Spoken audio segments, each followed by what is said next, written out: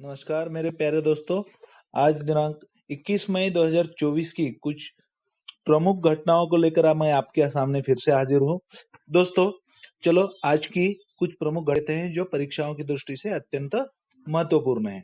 सबसे पहला मुद्दा है मधुबनी तथा सीतामढ़ी। ये जो दो लोकसभा क्षेत्र है, ये दो लोकसभा क्षेत्र नेपाल और भारत की सीमा पर है। इसलिए मतदान समाप्त होने तक भारत नेपाल सीमा को सील कर दिया है। मधुबनी और सीतामढ़ी में जब तक कि पूरे निर्वाचन नहीं हो जाते तब तक भारत नेपाल सीमा को सील कर दिया गया है।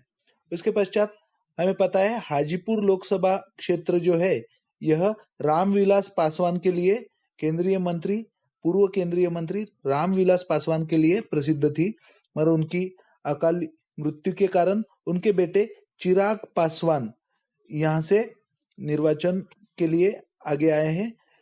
चिराग पासवान के साथ साथ प्रसिद्ध राजद प्रमुख लालू प्रसाद यादव, इनकी बेटी डॉक्टर रोहिणी आचार्य, यह भी हाजीपुर लोकसभा क्षेत्र से चुनाव के लिए आगे आई है। उसके पश्चात अगला महत्वपूर्ण मुद्दा हम देखते हैं। दोस्तों हमें पता है साइबर अपराध दिन ब दिन भारत में बढ़ते जा रहे हैं। फोन के थ्रू, ओटीपी के थ्रू या फिर किसी लिंक के थ्रू साइबर अपराध बढ़ते जा रहे हैं। इन पर अंकुश लगाने के लिए सरकार ने प्रमुख काम हाथ में लिया है। वह काम यह है कि साइबर अपराध पर अंकुश लगाने के लिए साइबर चोरों को निशाना बनाने वाली ऑनलाइन धोखाधड़ी पर नकेल कसने के लिए सरकार ने पहले अभियान के तहत 1.8 मिलियन मोबाइल कनेक्शन ब्लॉक करने का फैसला किया है। जल्द ही सरकार 1.8 मिलियन मोबाइल कनेक्शन ब्लॉक कर देगी। उसके पश्चात अगला महत्वपूर्ण मुद्दा है गोपी थोटाकुरा। गोपी थोटाकुरा यह पर्यटक के रूप में, ध्यान में रखिए, पर्यटक के रूप में अंतरिक्ष में कदम रखने वाले पहले भारतीय बन जाएंगे। गोपी थोटाकुरा आंध्र प्रदेश में जन्मे थे। उसके पश्चात बहुत ही महत्वपूर्ण मुद्दा है ईरान को लेकर सामने आए। ईरान के जो राष्ट्रपति है, राष्ट्राध्यक्ष हैं डॉक्टर सैयद इब्राहिम राइसी तथा विदेश मंत्री हुसैन अमीर अब्दुल्लाहियान, इन दोनों का हेलीकॉप्टर की दुर्घटना में मृत्यु हुआ है, निधन हुआ है। यह दोनों हार्ड लैंडिंग के जो हार्ड लैंडिंग करने के लिए कहा गया था, क्योंकि हवामान ठीक नहीं था। उस हार्ड लैंडिंग के तहत उन दोनों की मृत्यु हो चुके हैं हेलीकॉप्टर दुर्घटना में। अब भारत ने इस निधन पर राजनीतिक शोक की घोषणा की है। देश भर सभी इमारतों पर जहां पर नियमित रूप से राष्ट्रीय ध्वज फहराया जाता है, उन सभी इमारतों पर राष्ट्रीय ध्वज आधा झुका हुआ रहेगा एक दिन के लिए, क्योंकि ईरान के राष्ट्रीय अध्यक्ष राष्ट्रपति की मृत्यु हो चुकी है। इस कारण साथ ही आधिकारिक मनोरंजन कार्यक्रम देश भर में कोई भी नहीं होगा, क्योंकि ईरान देश का, भारत का दोस्त है।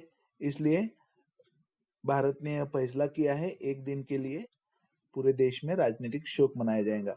उसके पश्चात ईरान से यह न्यूज है कि सर्वोच्च जो नेता है, सबसे ऊपर के नेता जो आयतुल्ला अली खोमेनी, इन्होंने हेलीकॉप्टर दुर्घटना में जो राष्ट्रपति की मौत हुई उसके कारण जो उपराष्ट्रपति थे मोहम्मद मोकबर, इनको कार्यवाहक राष्ट्रपति नियुक्त किया है। दोस्तों प्रोटोकॉल के मुताबिक तो मोकबर इनको ही अंतरिम राष्ट्रपति बनना था, मगर अकालिक मृत्यु के कारण अब 50 दिन के अंदर नए चुनाव होने हैं और उसके पश्चात देखने को मिलेगा कि ईरान का राष्ट्रपति कौन होगा। उसके बाद हम क्रीड़ा की ओर, स्पोर्ट्स की ओर बढ़ते हैं। स्पोर्ट्स में दोस्तों भारत के खिलाड़ियों ने आज 2 नेशनल रिकॉर्ड, राष्ट्रीय रिकॉर्ड स्थापित किए हैं। वह देखते हैं बैंकॉक में, थाईलैंड के बैंकॉक में जो चल रही है एशियाई एथलेटिक्स रिले चैंपियनशिप, उस एशियाई एथलेटिक रिले चैंपियनशिप में 4x400 मीटर स्पर्धा में भारतीय टीम ने स्वर्ण पदक जीता है। स्वर्ण पदक जीतते वक्त उन्होंने राष्ट्रीय रिकॉर्ड भी तोड़ दिया है। इस टीम में मोहम्मद अजमल, ज्योतिका श्री, अमोज जैकब तथा सुभा वेंकटेशन, ये चारों शामिल थे। इन्होंने राष्ट्रीय रिकॉर्ड तोड़कर स्वर्ण पदक तो जीता, मगर फिर भी उन्हें पेरिस ओलंपिक के रैंकिंग के माध्यम से जो स्थान मिल रहा था वह स्थान नहीं मिला है, क्योंकि इस रैंकिंग में वह 21वें स्थान पर है, जबकि लक्ष्य था 15वें या 16वें स्थान पर होना। 15वें या 16वें स्थान पर नहीं होने के कारण उन्हें पेरिस ओलंपिक में जगह नहीं मिली। इसके पश्चात 20 वर्षीय दीप्ति जीवन जी जो है, उन्होंने भी एक नया रिकॉर्ड तोड़कर अपना रिकॉर्ड, विश्व रिकॉर्ड स्थापित किया है। दीप्ति जीवन जी जापान के कोबे में जो विश्व पैरा एथलेटिक चैंपियनशिप चालू है, उसमें महिलाओं की 400 मीटर T20 का विश्व रिकॉर्ड तोड़ दिया है और अपना पहला स्वर्ण पदक दीप्ति जीवन जी ने जीता है।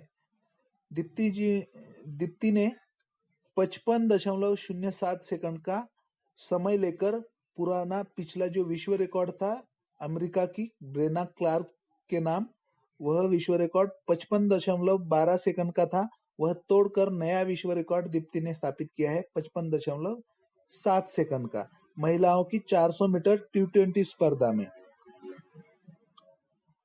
भारतीय पैरा शटलर सुकांत कदम, तरुण और सुहास, इन तीनों ने पेरिस में होने वाली आगामी पैरालंपिक के लिए अपनी जगह पक्की कर ली है।